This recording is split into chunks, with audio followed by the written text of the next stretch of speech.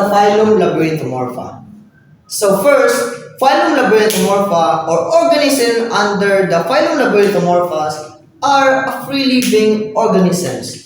When we say free living organisms, they are organisms that is not directly dependent to another species or organisms for their own survival.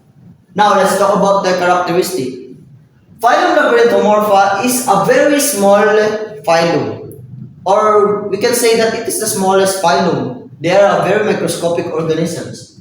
Next is, it consists of protozoas.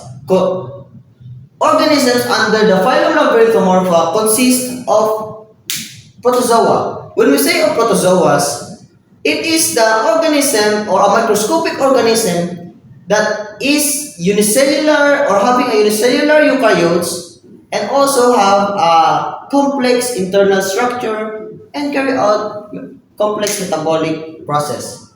Now, they are spindle shaped.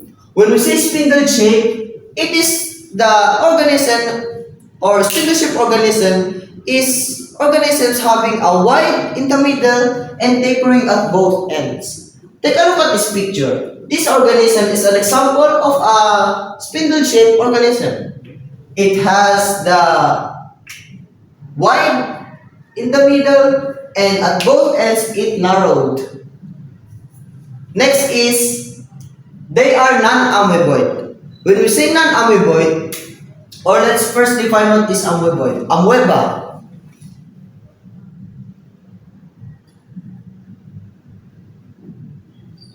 For example, this is amoeba, and they move via this what you call feet or false feet. False feet, and they are called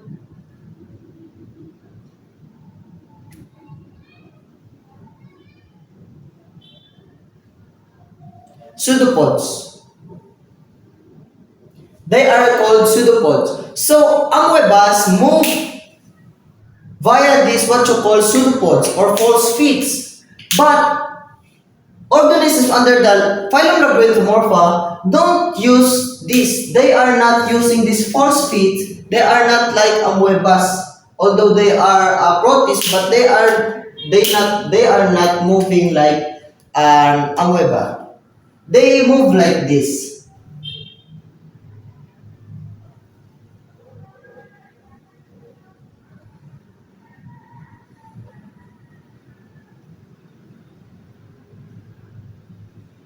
Let's say that this is what you call a mucus.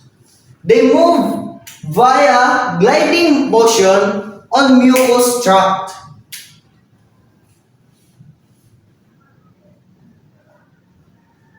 Mucus.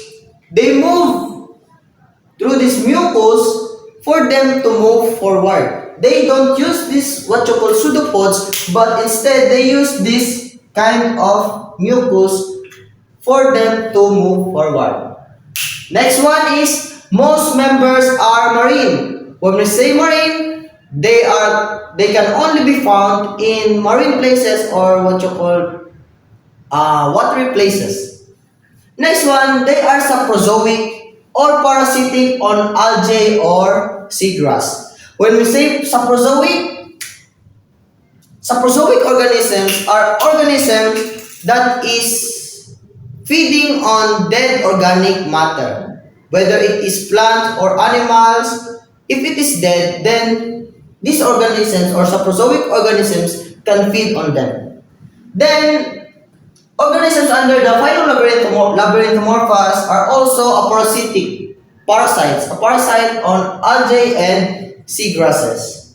And lastly, they reproduce both sexually and asexually. When we say sexually, it needs two parents, and asexually, it only needs one.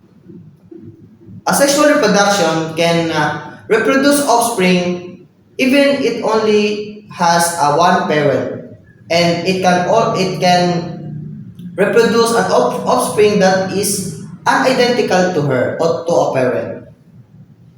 And that is all.